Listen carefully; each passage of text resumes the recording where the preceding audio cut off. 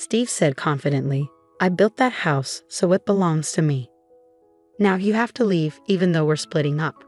"I don't think you can manage on your part-time pay," Steve chuckled as he showed her the divorce papers. "My name's Katie. I'm 33 years old. Recently, I got a job working part-time at a nearby supermarket. I married Steve 3 years ago after we met at work and both quit at the same time. I wanted to keep working after we got married, but he wanted me to stay home. So I became a full-time housewife, even though I really missed working. But I kept feeling like I wanted to work outside the house more and more. After a lot of talking, I finally got a part-time job. We want kids, but we haven't been able to have any yet. I really wanted a cat as a pet, but Steve really doesn't like them, so I sadly had to give up on the idea. Steve used to want me to stay home all the time, but he got mad when I started working part-time and started complaining about everything I did. You went to work again today, huh? Lately, it seems like the house is getting messier. Are the clothes all wrinkled in the laundry? You're not keeping up with the housework," Steve criticized. That wasn't true. I had finished cleaning before going to work, and the laundry was perfectly done. "What are you talking about? I'm doing everything just like before. It's obviously clean, can't you see?" I argued. He's complaining about the food again. "Fried chicken, really? Can't you cook something different?" He complained. I didn't make fried chicken that often, and I tried to make different meals every day despite having limited time. "I put effort into making your favorite fried chicken, and I make a variety of dishes," I defended myself. But whenever I tried to speak up, he got even angrier. "Are you saying you're too busy because of your part-time job? You're just pretending to be busy. Don't act like your job is important when it barely pays anything," he scolded. "You're only working because you're selfish. Your earnings were fine to begin with. Make sure you do the housework properly. Don't make excuses about not having time. It's embarrassing to work so hard for such a low wage." Steve always insulted my job with hurtful words. He used to say he wanted me to be a housewife so people wouldn't think we were struggling financially.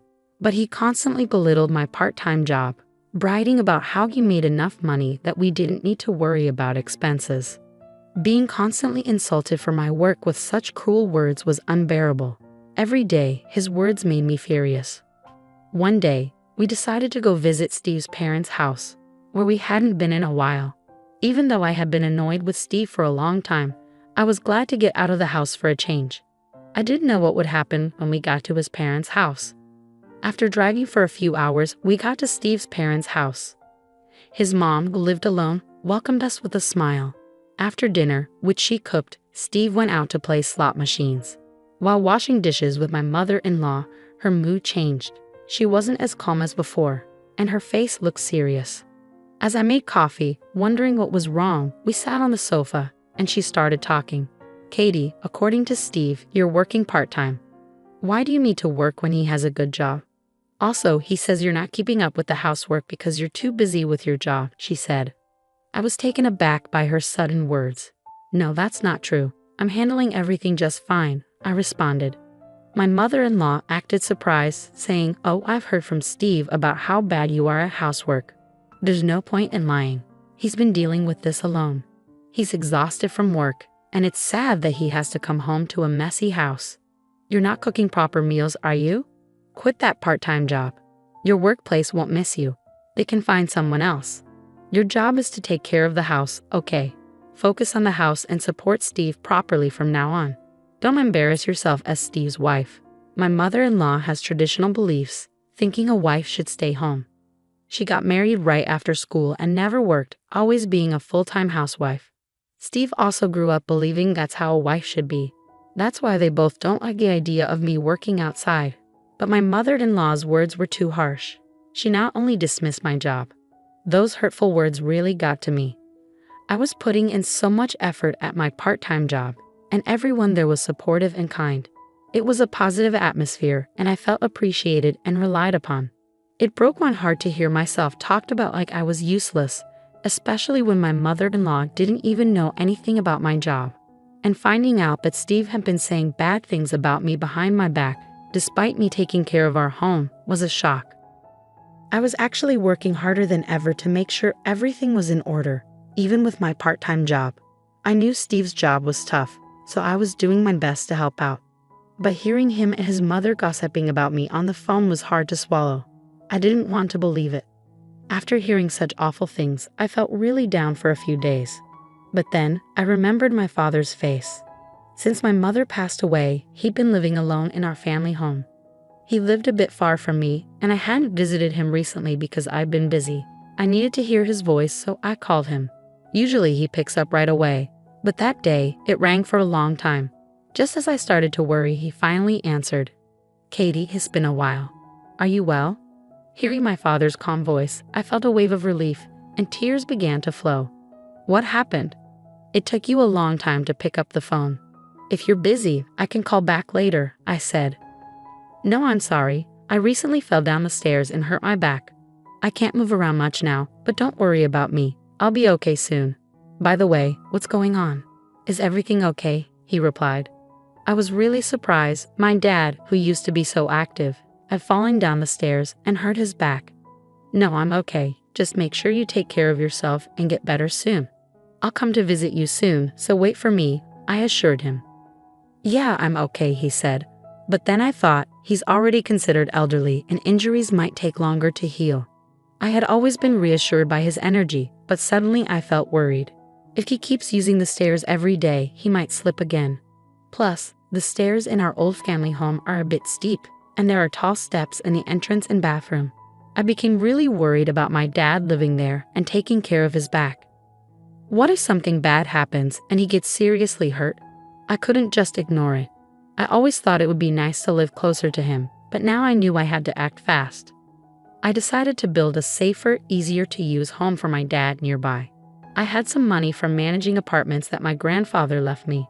Originally, it was meant for my dad, but he put it in my name just in case. He told me to keep it quiet from my husband. I had saved all the rent money until now. I wanted to use that money to build a new house for my dad. I felt really happy thinking about giving him such a great gift, especially since I hadn't been able to do much to help him before. Building the house would cost a lot of money, and I couldn't just keep it a secret. I needed to talk to Steve about it. I was nervous he might not agree and might get upset, but instead he said, "I understand. It makes sense to get him a new house, especially considering his age. If you think you can handle it, go for it. Just don't expect me to help if things get tough." He insulted me again, which made me angry, but arguing would only make things worse. So I decided not to argue back this time. It made things simpler for me. I immediately started looking for a good contractor and began the process of building the new house. But it seemed like Steve wasn't happy with the idea of me actually going through with it. He didn't say anything, so I tried not to pay too much attention to it. But he usually wasn't the type to keep quiet. One day, I was shocked when I went to the bank to take out money for groceries. $3,000 was missing from our living expenses, all taken out at once. I couldn't remember spending such a big amount of money. There was only one person who could have done this. It was hard to believe that Steve would take the money without asking, but it was clear that the money was gone. That night, I confronted him. When I went to the bank today, I saw that $3,000 was taken out from our living expenses. "Do you know anything about this?" I asked. Steve arrogantly replied, "I gave it to my mother. You said you were going to build a house, so you must have been saving up somewhere, right? $3,000 isn't a big deal." I couldn't believe what I was hearing. "Why did you give her money? Your mother isn't exactly struggling, is she? And that's our living expenses. It's not fair to give away such a big amount without even talking to me about it," I argued. He snapped back. "What do you know about my mother? She said she needed help. What's wrong with a son helping his mother? Plus, that money was earned by me. How I use it is none of your business. If it bothers you, try earning as much as I do with your part-time job. You can't say anything now, can you? Don't ever complain about what I do again." After shouting at me, he stormed out of the room. I always believed Steve wouldn't betray me, even with his harsh words. It would have been better if he had talked to me about it. Maybe there could have been a better way to help his mother without causing this argument. Did he think I'd say no, or did he not trust me? Instead of our marriage making us closer, it felt like we were growing apart. Steve didn't see anything wrong with using the money without asking. The next day, he acted like nothing happened and went to work after breakfast. I didn't say more because I didn't want another fight, but I couldn't shake this uneasy feeling. Meanwhile, the new house was finally done. Despite the business, the construction company was really helpful, and I managed to build a beautiful house. I asked my dad to pack some of his things, but I didn't want him to strain himself, so I hired movers to handle it all for him. With just 2 weeks left until moving day, I was filled with joy thinking about how I could do something special for my dad in the house I had built. On the day we planned to help my dad unpack in the new house, along with Steve, I tried to talk about the arrangements, but then Steve said something shocking. "Hey, that house isn't for your dad. It's going to be for my mom. I have the right to decide who lives in the house I helped build, so it's going to be my mom," he said firmly. I couldn't believe what I was hearing. In a panic, I replied, "I built that house. It's for my dad. There's no way you, with your part-time job, could have built it. It's my money that paid for it, so don't act so entitled." It seems like he genuinely believed that it was his money that built the house. When we talked about building it before, he seemed fine with the idea. But now it looks like he planned from the start to make it for his mother, not my dad. That's really unfair. Now I have to prove that I used my own money to build it. I had no choice but to tell him about the rental income I'd kept hidden until now. I decided to come clean about it. "You're making up stories just because you want the house for yourself. If you're going to lie, at least make it believable," he scoffed. He didn't believe me at all and stormed off somewhere. I was at a loss, but I had to make him understand. While waiting for him to return, he came back looking incredibly angry and then said, "You tried to trick me, saying you built that house. You're a liar. That house is mine because I helped build it. You need to leave, even if we break up. I don't think you can survive on your part-time salary." I was speechless at the sudden turn of events. That house was built with my hard work, and being told to leave so abruptly was too much. "Sign this and get out tonight," he laughed as he slammed divorce papers on the table and headed to his room. His part was already filled out. After constantly putting me down, presenting the divorce papers like that was the lowest he could go. He must have done this awful thing to make me feel hopeless. Maybe he thought bringing up divorce would make me cave in and let his mother live in the house. But little did he know, I had enough money to live on my own without him. This was the final straw for me. I signed the papers and submitted them, then quickly packed my bags and left for my dad's house. My dad was surprised to see me arriving with so much luggage all of a sudden, but he warmly welcomed me in. After I explained everything that had happened, he patted my back and said, "You've been through a lot. You can stay with me in the new house." That would make me happy. Moving day came and everything went smoothly because I was there. We successfully moved in without any issues.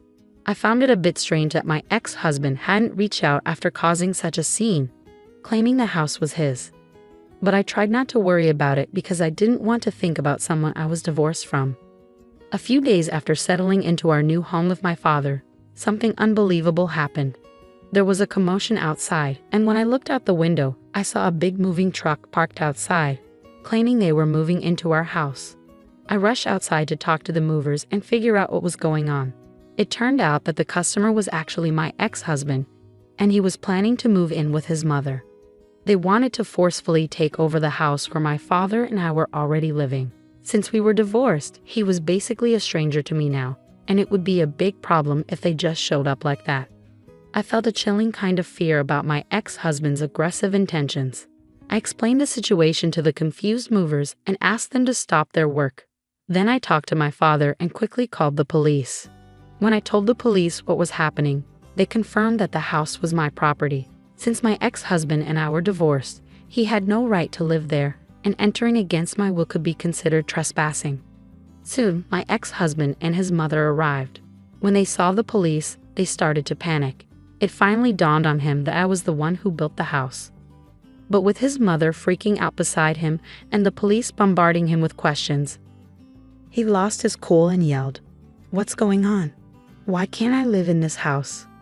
Looking at him, I realized I was done dealing with such a person. But to protect my father and myself, I handed over the final piece of evidence to the police. Although the situation calmed down thanks to their intervention, I later heard that my ex-husband faced serious consequences. He was so serious about living in the house that he canceled his apartment lease and even sold his mother's house, leaving him with no place to go.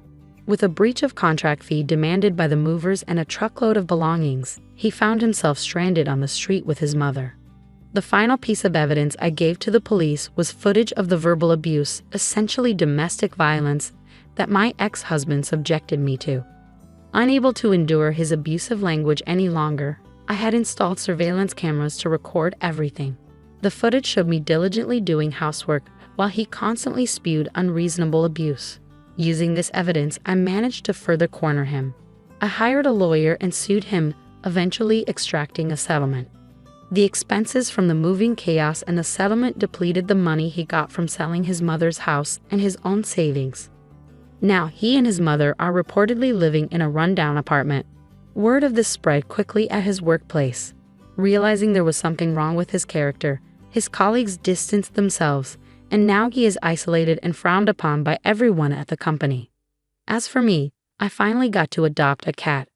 My father's back has completely healed, and we're discussing taking a trip with the cat. I also used the settlement money to open a shop dealing with cat goods. It was challenging at first, and there were failures, but gradually customers increased and the business is thriving. Every day is peaceful and truly enjoyable. I never thought that the action I took for my father's sake would lead to my own happiness. I truly feel that it was the right decision. Recently, there has been a happy development. A man who always comes to my shop and chats pleasantly has been particularly kind to both people and cats. We've made plans to go for a drive together. I'm going to live my life freely and enjoyably. I'm excited about the new happiness that's about to begin.